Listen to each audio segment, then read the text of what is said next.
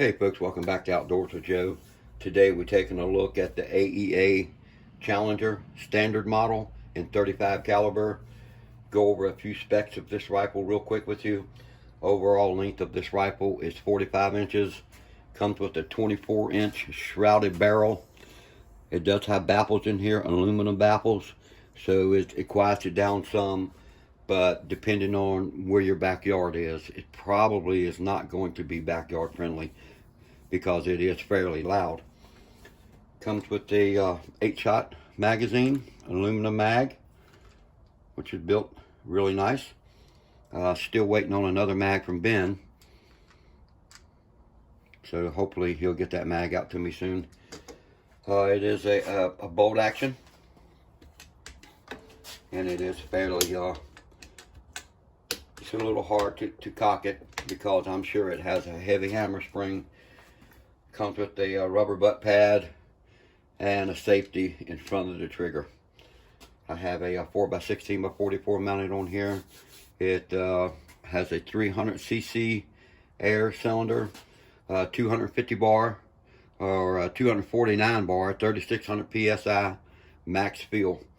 So don't go above the max feel on that. The only issues I have with this rifle is finding ammo for it. I've ordered some ammo from Pyramid Air, which is, we're all familiar with the Seneca. I've ordered, this is the 95 grain hollow points. I've ordered some 115 grain hollow points, and I also have some 127 grain hollow points. Now all of this Seneca ammo is too big. It will not fit in it. When I first tried one of the 95 grains, it wouldn't seat all the way in. So I ended up taking a rubber mallet and tapping it to get the bolt down. You know, you don't want to shoot these with the bolt up. Make sure the bolt is down. You don't want to blow that bolt back. Excuse me.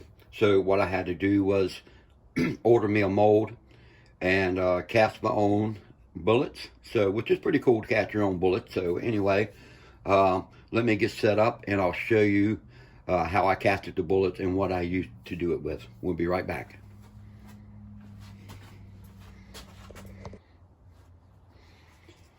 Alright folks, this is what I used to cast my own lead, to cast my own ammo.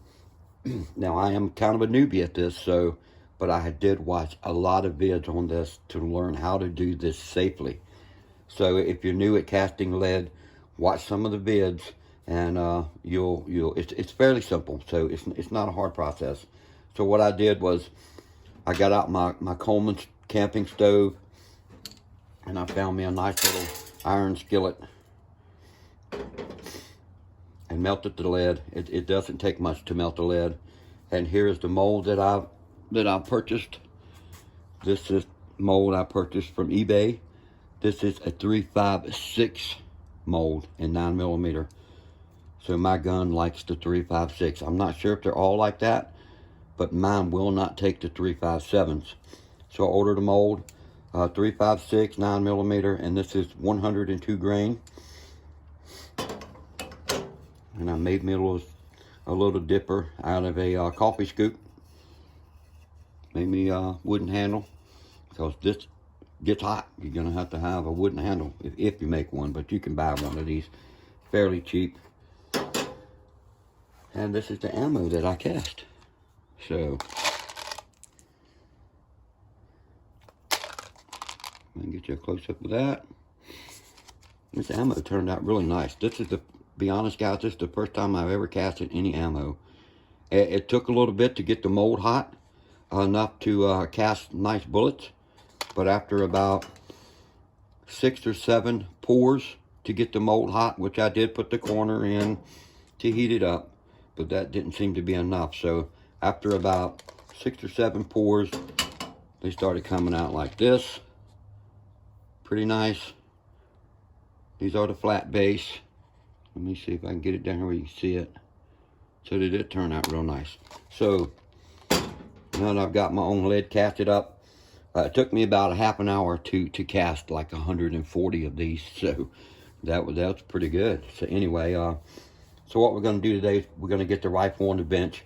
I am going to shoot this at my indoor range because unfortunately I do live in town and I'm not wanting to shoot this in the backyard because it is pretty loud. It's not loud as far as like a like a rifle loud, but it does have a loud ping to it, so it's still fairly loud.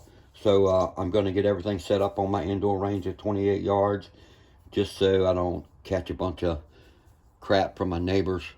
And anyway, we'll get this on the bench, take a few shots, try out my slugs and see how they do, and we'll be right back. Alright folks, welcome back. We got everything set up, got the camera rolling. We are at 27 yards. Once again, I don't want to hear my neighbors complain too much because this gun is fairly loud. Got the FX Crony on the end, ready to roll. Hopefully you guys can see the chronograph. We are set at 102 grains on my 3.56 hand casted ammo. So let's take 5 shots and see how we do.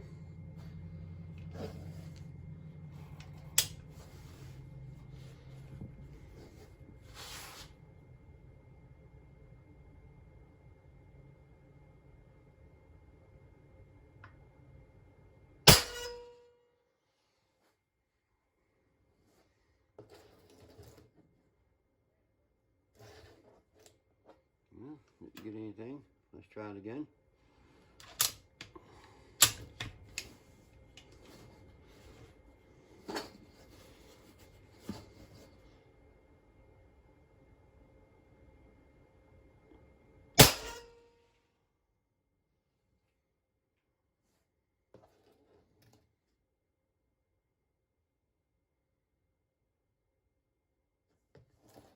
Let's disconnect and hook back up here.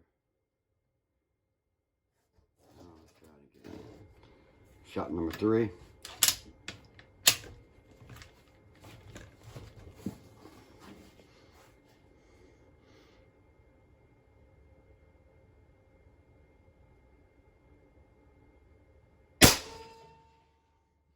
This has a very heavy trigger, so shot number 4. I believe I pulled that last shot, trying to get my chronograph to read. Not sure why it's not reading. Shot number 4.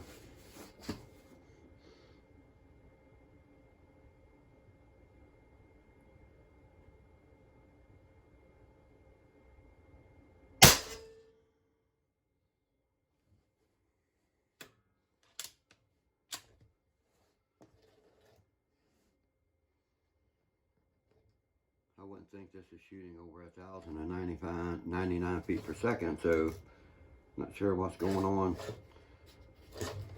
Would love to know the feet per second.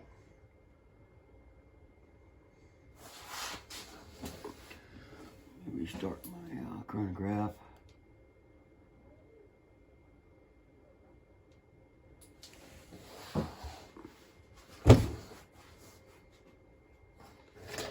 Alright, let's try that again. This is shot number 5.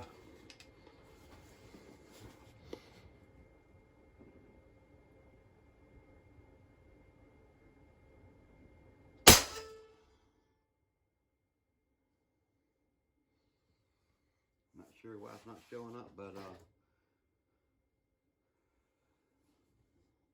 those last 3 shots in one hole. That one shot, I know I pulled that shot. This has got a pretty heavy trigger on here, so it don't take much to pull it. But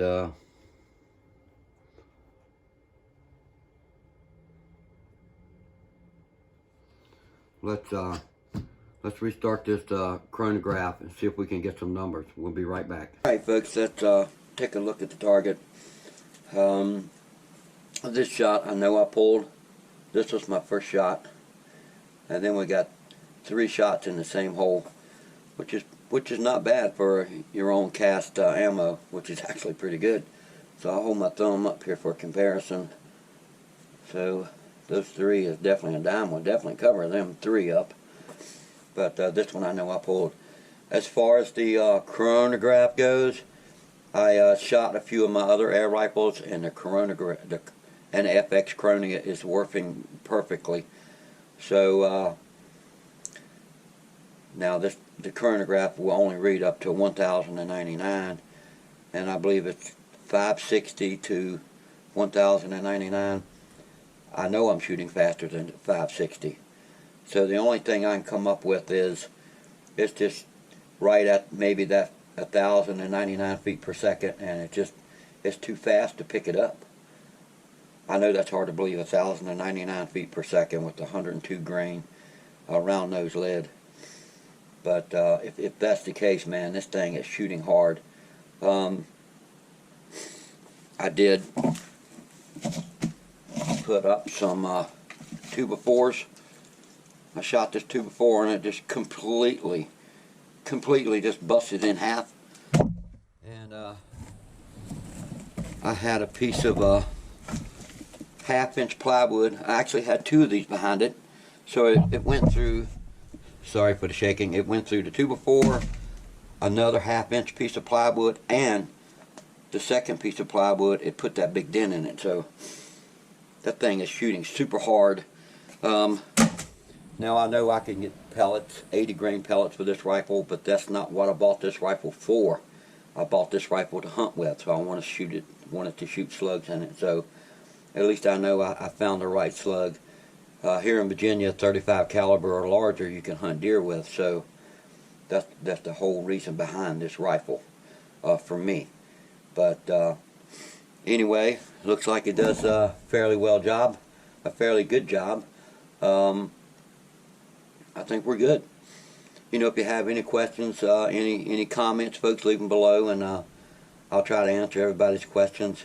And I'm still going to mess around with the chronograph a little bit and see what we can come up with. Maybe if I can shoot a heavier grain, maybe it'll read it. But anyway, folks, I want to thank y'all for tuning in and watching my videos as always. I appreciate it. And until the next time, folks, have a good day.